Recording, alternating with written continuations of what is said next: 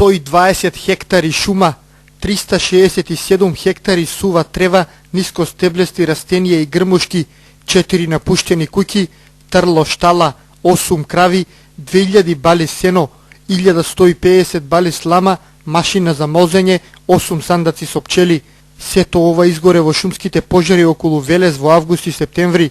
Командирот на противпожарната единица од градов Љупчо Лепидовски вели дека шумските пожари за годинава неверојатно се завршени.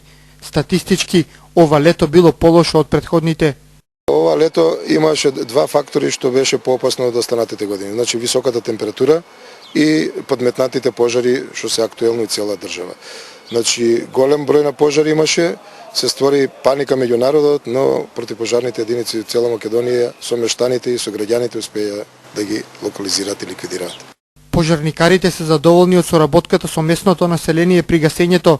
Ги издвојуваат пожарите кај селата Рудник и Војница како најопасни летово, затоа што избувнале во близина на објекти. Поопасните беа пожарите во Рудник и во Војница, каде што од самите пожари беа зафатени објекти, односно куќи.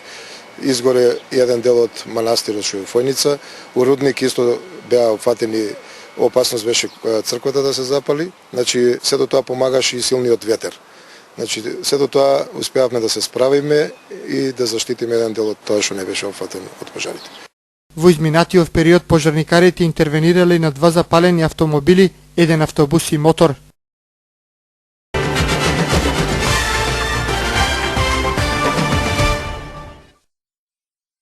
Владеачката партија го уништува образованието во градот. Последиците од затворањето и ставањето во мирување на одредени диспрезирани студии излегува на виделина. Нема заинтересирани студенти на земјоделскиот и машинскиот факултет, нема ниту нови студенти на туризам, а згасна и правниот и економскиот факултет. Вака денеска реагираше опозицијската СДСМ.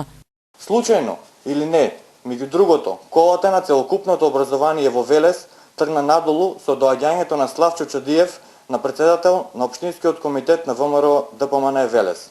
Очигледно дека има проблем не само со катастрофално лошите кадровски решенија, кои потоа ги фаќа бранот, туку и со очигледно големо и поразително мешање на функциите. Председател на Советот на Општина Велес и председател на Општинскиот комитет на ВМРО ДПМН Велес. Ветувањата што тој им ги даде на велешани пред 3,5 години, ни оддалеку не ги исполни. Социјалдемократите обвинија дека владеачката партија не е интересира да создаде услови за современо образование во градот, туку повеќе е наклонета кон раскрчмување на општинскиот имот. Господа од ВМРО ДПМН, велешани би ви биле крајно благодарни доколку до локалните избори да не преземате никакви модерни и современи потези за унапредување на образованието во Велес. Општо мислење во градот е дека така ќе направите многу поголема штета отколку да работите. Што е многу, многу е, па дури и од ДПМН. Оваа наша прекрасна Македонија уште што нема да доживее и проживее со вас. Знаењето е сила, знаењето е моќ, тешко на народот со вас.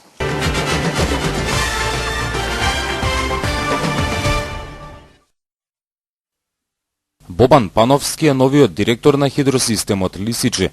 Тој е избран на конкурсот за избор на директор во ова јавно предпријатие. Во трката за директорското место беа уште 10 мина. Јавното водостопанско предпријатие добива нов директор откако претходниот беше разрешен со освежителниот бран на владеачката партија. Инаку Пановски е дипломиран правник. На позицијата директор доаѓа од Комисијата за слободен пристап до информации од јавен карактер. Претходно беше секретар во Технолошко-техничкиот факултет во Велес. Нов човек има и директорското место во комуналното Дервен. Во следните 4 години оваа функција ќе извршува Фиданчо Цековски. Тој досега беше вршител на должноста директор. Директорското место во ЈКП Дервен остана празно откако Сашко Крстевски замена од функцијата со новиот бран на владеачката партија. Тој со предпријатието управуваше помалку од 1 година. Дојде на функцијата лани во јули. На тогашниот конкурс, освен Крстевски, за директорската позиција се бореше и Бобан Пановски.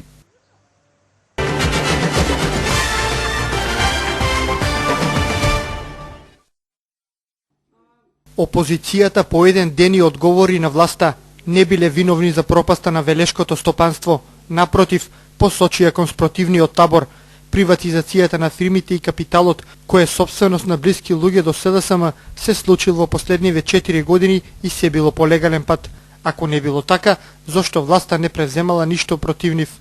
Како прво, заеби акциите во Киро Чучук по легален пат ги купија во 2008 година.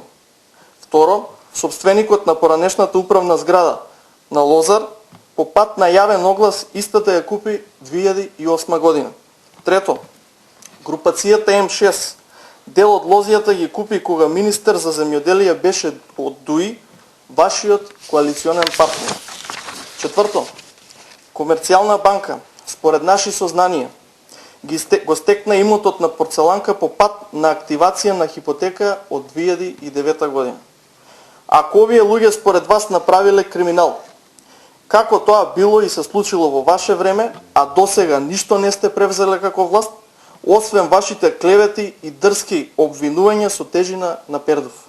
Според опозицијата, темата за приватизација на велешките фирми се отвора за да се одлече вниманието на јавноста од одлуката за преостапување на хотелот во Горно Врановци на општина Чашка без никаков надомест.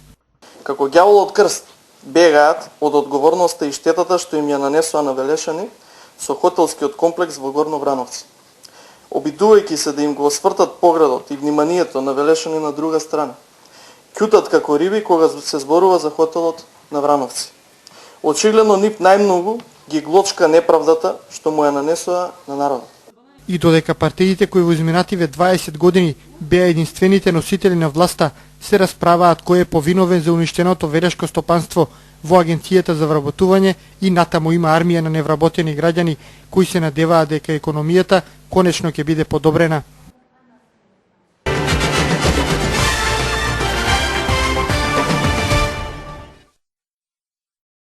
Комбиниран тим на борец ќе настапи на премиерата во новото првенство утре во рамки на првото коло од ракометната Суперлига против екипата на Пролет во спортската сала Гемиџи во 19 часот.